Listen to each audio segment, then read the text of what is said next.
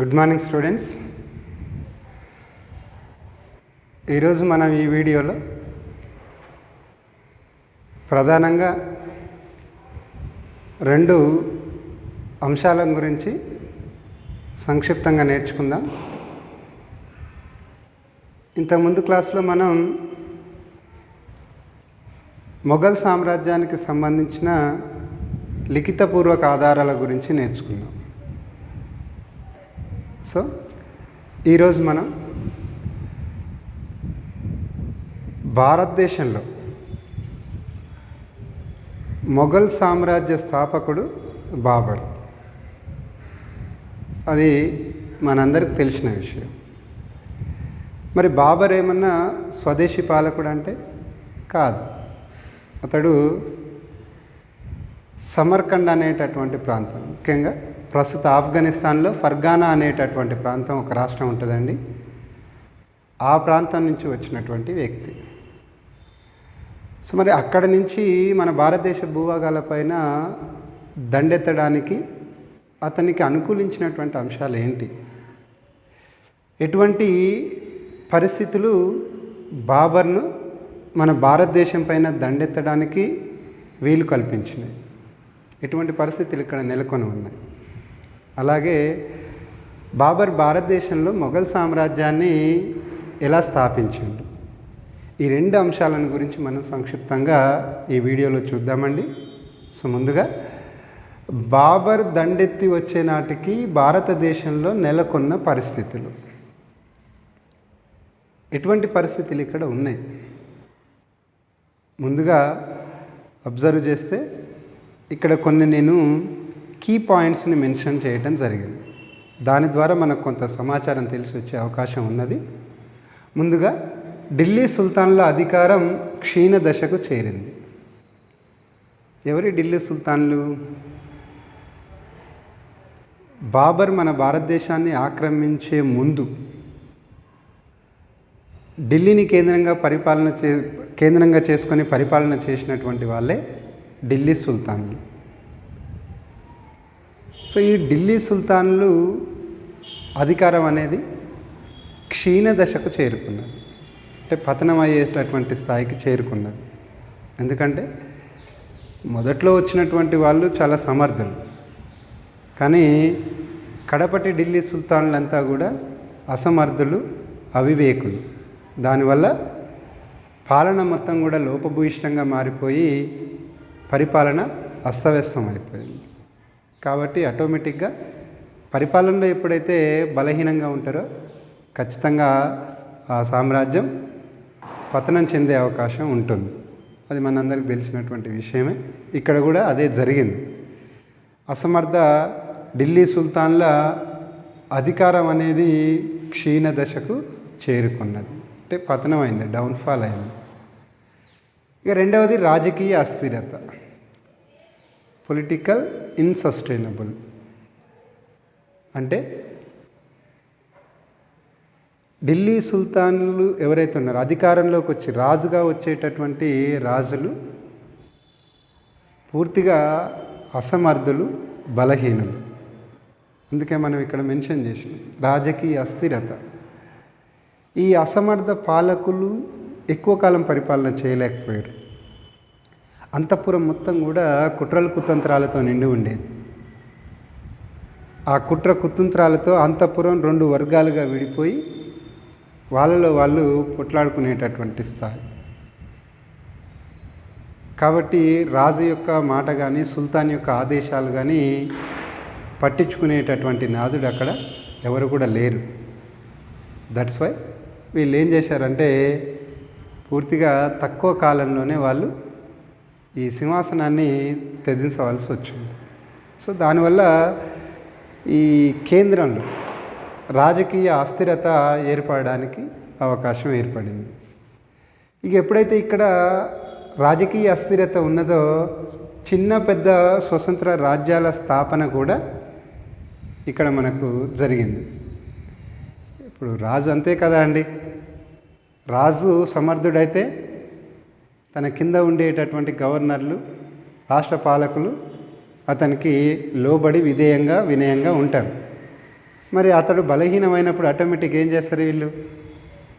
స్వతంత్ర రాజ్యాన్ని ఏర్పాటు చేసుకునేటందుకు వాళ్ళు ఎదురు చూస్తూ ఉంటారు. సో అదే జరిగింది ఇక్కడ. ఎప్పుడైతే ఢిల్లీలో బలహీన రాజులు వచ్చిరో, ఇక్కడ ఎక్కడో సుదూర ప్రాంతంలో ఉండేటటువంటి పాలకులు ఆయన కంటే సమర్థంగా ఉన్నప్పుడు నా ప్రాంతాన్ని నేనే పరిపాలన చేసుకుంటా అనేటటువంటి ఆలోచనలో వాళ్ళు స్వతంత్ర రాజ్యాన్ని, స్వతంత్రతను ప్రకటించుకోవటం జరిగింది. స్వతంత్ర రాజ్యాన్ని ఏర్పాటు చేసుకోవటం జరిగింది. దానివల్ల క్రమంగా రాజ్యం యొక్క విస్తీర్ణం తగ్గిపోయి అతని అధికారం మొత్తం కూడా క్షీణదశకు చేరుకొని మొత్తం పతనావస్థ అనేది ఇలా జరిగింది. ఇక ఇబ్రాహీం లోడి అసమర్థ పాలన, రాష్ట్ర పాలకుల్లో స్వార్థబుద్ధి. ఇబ్రాహీం లోడి ఢిల్లీ సుల్తానులలో చివరి చక్రవర్తి, లోడి వంశానికి చెందినటువంటి చివరి చక్రవర్తి ఇబ్రాహీం లోడి.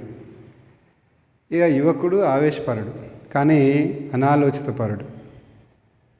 ఇతని యొక్క అనాలోచిత విధానం, దురదృష్టి లోపం ఇవన్నీ ఏం చేసినాయంటే ఇతని అసమర్థతకు దారితీసినాయి.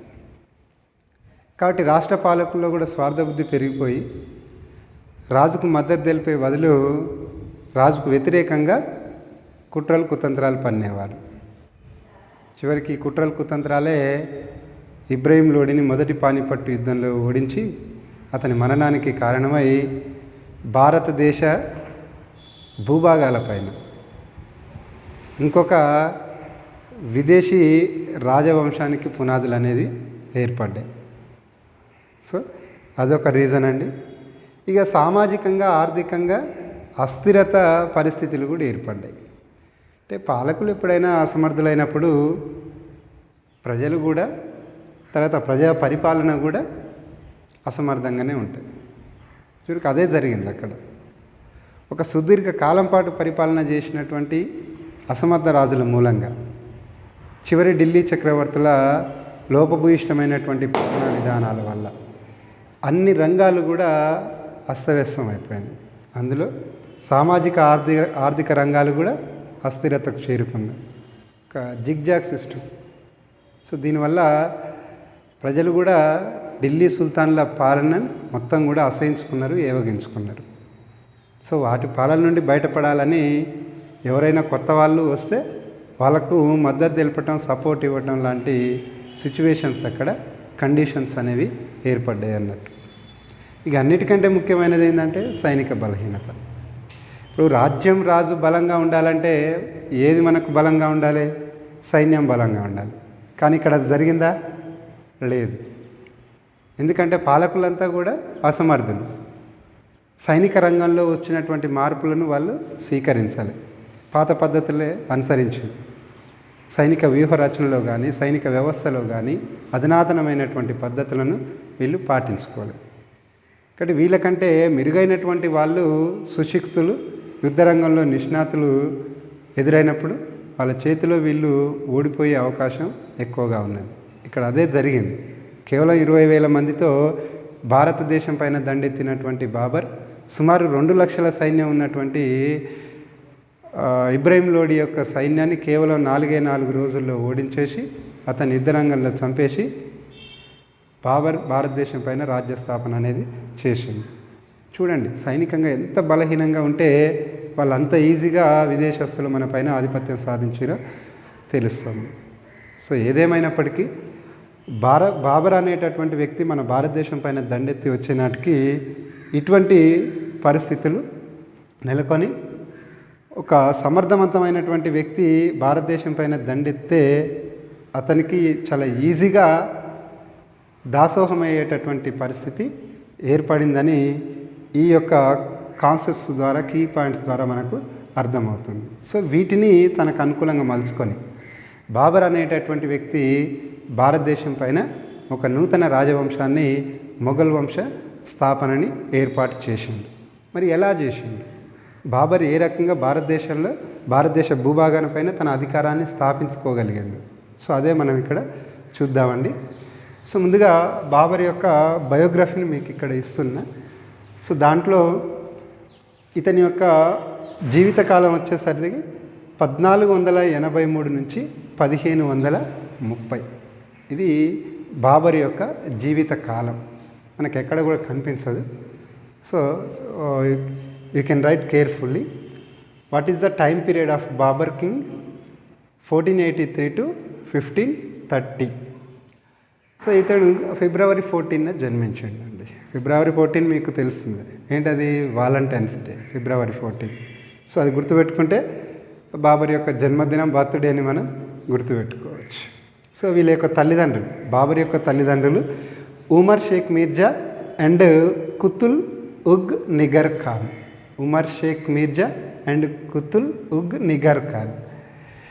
ఈ ఉమర్ షేక్ మీర్జా తైమూర్, తల కుతుబుల్ మంగోళ్ళకు చెందినటువంటి ఆమె. కాబట్టి ఈ బ్లడ్ అనేది వాళ్ళు చాలా చాలా గొప్ప యోధులు. తైమూర్ షా కానీ మంగోళ్ళు కానీ చాలా యోధులు అన్నట్టు. వాళ్ళ బ్లడ్ మొత్తం కూడా ఇటు తండ్రి ద్వారా ఇటు తల్లి ద్వారా బాబర్కు వచ్చింది. అందుకనే బాబర్ గొప్ప యోధుడిగా మారటానికి కూడా వాళ్ళ యొక్క బ్లడ్ అనేది, తల్లిదండ్రుల యొక్క బ్లడ్ అనేది, ఆ రిలేషన్ కూడా ఆ రకంగా దోహదపడ్డది.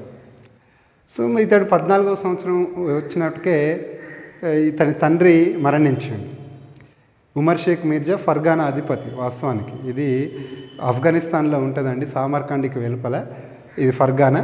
దానికి పాలకుడిగా ఉండే, కానీ చిన్నతనంలోనే 14వ ఏట వచ్చినప్పుడే తండ్రి మరణించాడు. కాబట్టి ఇతడు 14వ ఏటనే ఈ ఫర్గానా అనేటటువంటి రాష్ట్రానికి పాలకుడిగా వచ్చిండు. సో మరి చిన్నతనం కాబట్టి స్వయంగా పరిపాలన చేసేటటువంటి నాలెడ్జ్ అతనికి లేదు. కాబట్టి అతని యొక్క అమ్మమ్మ దౌలత్ బేగం ఈ పరిపాలనలో ఎంతో సహాయ సహకారాలు అందించింది. ఆమె యొక్క నేతృత్వంలో, సూచనల సలహాతో ఇతడు సమర్కండ్ పైన దాడి చేసిండు. పక్కనే ఉంటుంది సమర్కండ్, కానీ విఫలమైండు. అక్కడ పాలకులు ఇతన్ని ఓడించి తరిమి వేశారు. తర్వాత మళ్ళీ కొంతకాలం కూడా దానిపైన దాడి చేసిండు, సక్సెస్ కాలేదు. కానీ ఫైనల్గా 1504వ సంవత్సరంలో కాబూల్ పైన దాడి చేసి దాన్ని కొంతకాలం ఆక్రమించుకున్నాడు. కానీ తిరిగి మళ్ళీ దాని పాలకులు దాన్ని స్వాధీనపరచుకోవటం జరిగింది, ఇతన్ని తరిమేశారు.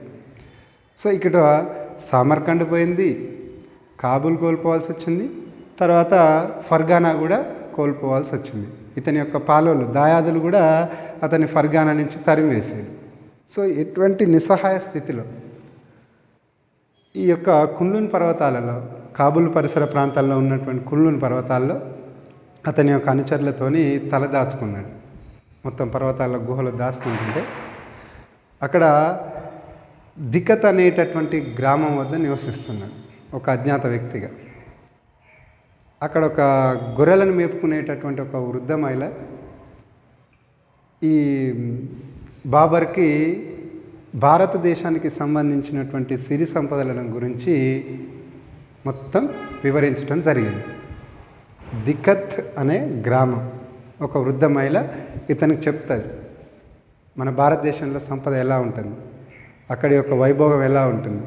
అంటే మొట్టమొదటగా భారతదేశం అనేటటువంటి దేశం గురించి బాబర్కు ఎక్కడ తెలిసిందంటే దిక్కత్ అనేటటువంటి గ్రామంలో ఒక వృద్ధ మహిళ ద్వారా తెలిసింది. సో అప్పుడు ఇతనికి ఒక క్యూరియాసిటీ వచ్చింది.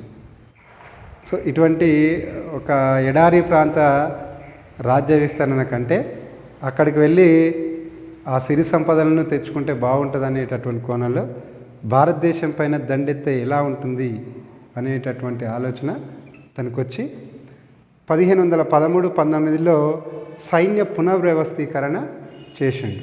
అంటే కొత్తగా ఫిరంగి దళాన్ని ప్రవేశపెట్టి దాన్ని మొత్తం కూడా చాలా ఉలూగ్ ఖాన్, దౌలత్ ఖాన్ అనేటటువంటి వాళ్ళని దాన్ని పాలకులు చేసి దాన్ని స్ట్రెంగ్తన్ చేసిండు. దాదాపు సరిహద్దు రాజ్యాలపైన 5 సార్లు దండెత్తిండు 1519 నుంచి 24 వరకు. సో అలా భారతదేశానికి చేరువై చివరిగా భారతదేశం పైన దండెత్తడానికి ఒక భారతదేశ రాజపుత్ర రాజు యొక్క సహాయాన్ని తీసుకున్నాడు. అతనికి సహాయం అందించినటువంటి వ్యక్తి కూడా ఎవరో కాదు, రాణా సంగ్రామసింహుడు. రాజపుత్రులకల్లా అత్యంత శక్తివంతుడు. సో బాబర్ ద్వారా ఈ ఢిల్లీ ప్రాంతానిపైన దండెత్తే అక్కడ ఇబ్రాహిం లోడిని ఓడించి ఢిల్లీని ఏలాలనేటటువంటి ఆలోచన సంగ్రామసింహునికి ఉంది. కాబట్టి స్వయంగా ఇబ్రాహిం లోడిని ఓడించేటటువంటి శక్తి సామర్థ్యం అతనికి లేదు. అందుకని ఏం చేసిండు ఇతడు? బాబర్ని ఆహ్వానించాడు. ఇక ఆయనకు ఎంతో అంత సంపద ఇచ్చి సిరి సంపదలు ఇచ్చి వెనకకు పంపించిన తర్వాత నేనే ఢిల్లీకి పాలకుడిగా మారొచ్చు అనేటటువంటి ఒక కుంచిత ఆలోచన అతనికి వచ్చి బాబర్ని భారతదేశం పైన దండెత్తవలసిందిగా కోరిండు. అదే తరువాయి బాబర్ తన ఫిరంగి దళంతో భారతదేశం పైన దండెత్తి ఇబ్రాహిం లోడితో తలపడటం జరిగింది.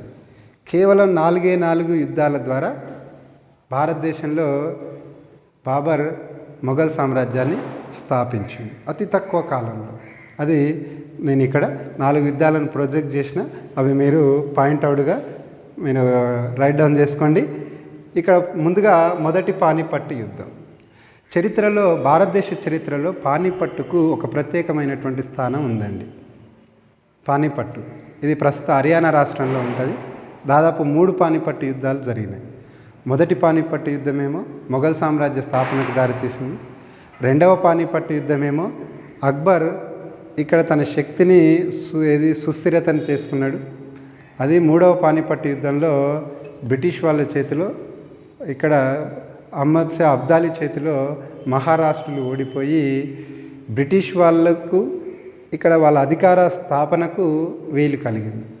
సో ఇలా చరిత్రలో పానిపట్టు వద్ద జరిగినటువంటి ఈ 3 యుద్ధాలు అనేవి మొత్తం భారతదేశ చరిత్ర స్థితిగతినే మార్చివేసినాయి. సో అందులో మొట్టమొదటిది ఇక్కడ మొదటి పానిపట్టు యుద్ధం 1526వ సంవత్సరంలో జరిగింది.